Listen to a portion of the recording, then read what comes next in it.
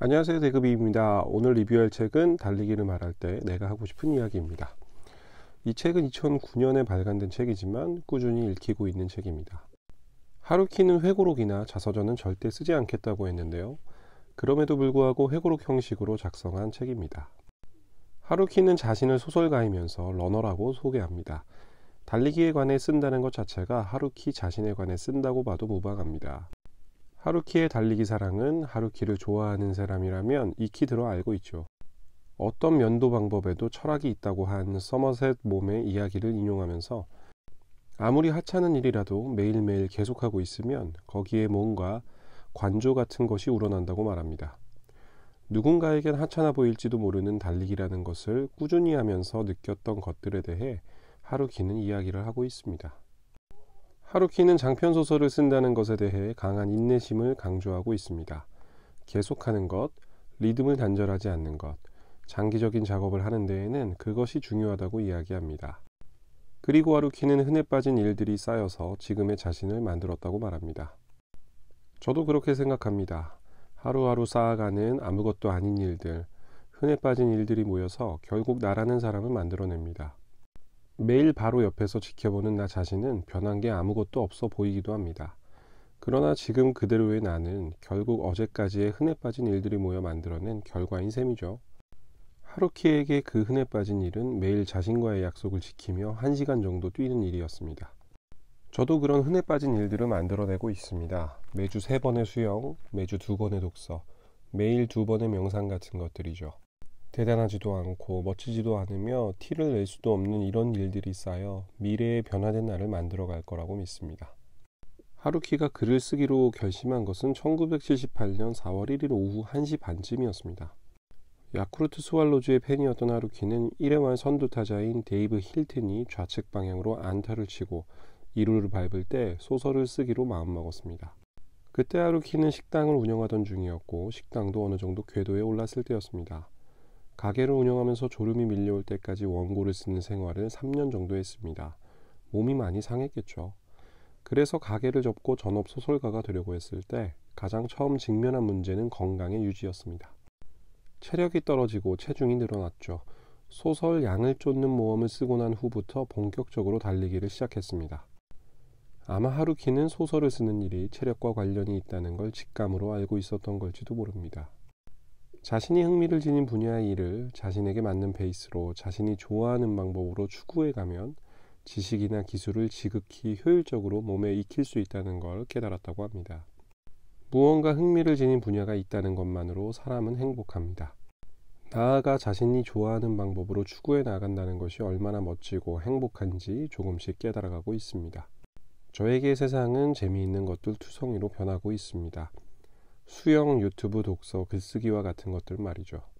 하루키가 가게를 운영할 때 세웠던 방침은 제게 큰 울림을 주었습니다. 10명 중 1명이 단골이 되어준다면 경영은 이루어진다는 것이었죠. 저는 사업도 하고 있고 유튜브도 하고 있습니다. 10명의 사람들이 와서 봐주고 그중 1명만 회사를 재방문하거나 구독을 해준다면 저는 금방 성공할 수 있을 거라는 걸 압니다. 그 한 사람에게 저는 최선을 다해야겠지요. 명확한 자세와 철학 같은 것을 강한 인내심을 가지고 비바람을 견디며 유지해 나가야 한다고 말합니다. 그러기 위해 필요한 게 뭘까요? 하루키는 강한 체력이라고 말합니다. 강한 체력을 만들기 위해 하루키는 최선을 다해 자신을 달리기로 몰아넣었습니다. 하루에 불과 20분에서 30분밖에 뛰지 못했던 하루키는 지금 25번이 넘는 풀코스 마라톤을 완주하고 트라이애슬론도 완주하는 강한 체력을 소유한 사람이 되었습니다. 사실 이 책을 읽은 이유도 저도 달리기라는 동기부여를 느끼고 싶었기 때문입니다. 저도 어렴풋이 체력의 중요성을 느끼고 있었거든요.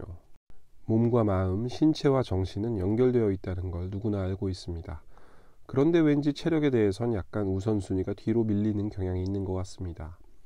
누구나 한번 아파보면 건강의 소중함을 그때 깨닫게 되죠. 회사에서 피곤하거나 졸리면 일이 잘 안 되는 건 누구나 잘 알고 있죠. 전 그런 현상을 없애고 싶어서 달리기를 시작했습니다. 그런데 너무 무리하게 달려서 그런지 왼쪽 무릎이 아파왔습니다. 그래서 현재 달리기는 쉬고 있고 주 3회 근육 운동과 주 3회 수영을 하고 있습니다. 한 인터뷰에서 하루키에게 글을 쓰는데 중요한 게 무엇이냐고 물어봤습니다. 하루키는 첫 번째는 재능이라고 말했습니다. 재능은 타고나는 것으로 재능은 정말 글쓰기에 중요하다고 말했습니다. 두 번째는 집중력이고 세 번째는 지속력이라고 했습니다. 이 집중력과 지속력은 강한 체력이 뒷받침되어야 하는 것입니다. 그래서 하루키는 자신이 집중할 수 있는 집중력과 지속력을 높이기 위해 강한 체력을 길러왔던 것이죠. 집중력과 지속력은 비단 글쓰기에만 필요한 게 아니고 우리의 삶 모든 영역에 필요한 거라고 느꼈습니다. 일을 하든 독서를 하든 수영을 하든 누군가와 대화를 하든 우리는 제대로 집중하지 못하는 경우가 많습니다. 그리고 뭔가를 끝까지 지속해 나가는 힘도 부족하죠. 그러나 집중하면서 끝까지 지속해낸 사람들의 성공기를 우리는 많이 접하고 있습니다. 제가 리뷰했던 다이소의 박정부 회장, 손흥민의 아버지 손흥력님의 철학, 에드마일렛의 한 번 더의 힘은 집중력과 지속력이 얼마나 중요한지 보여주고 있습니다. 하루키에게 있어 달리기란 자신이 소설을 잘 쓰기 위해 반드시 해야 할 생명성 같은 것이었습니다. 만약 자신의 묘비에 묘비명을 새길 수 있다면 하루키는 이렇게 적고 싶다고 합니다. 무라카미 하루키, 작가, 그리고 러너, 1949년에서 2000년. 적어도 끝까지 걷지는 않았다. 눈앞에 있는 과제를 붙잡고 힘을 다해서 그 일들을 하나하나 이루어 나가는 것, 한 발 한 발 보폭에 의식을 집중하는 것, 그러나 그렇게 하는 동시에 되도록 긴 범위로 만사를 생각하고 되도록 멀리 풍경을 보자고 마음에 새기는 장거리 러너 같은 삶을 사는 하루키. 그의 삶을 본받고 싶네요. 감사합니다. 대급이었습니다. 다음에 또 좋은 책 리뷰로 찾아뵙겠습니다. 감사합니다.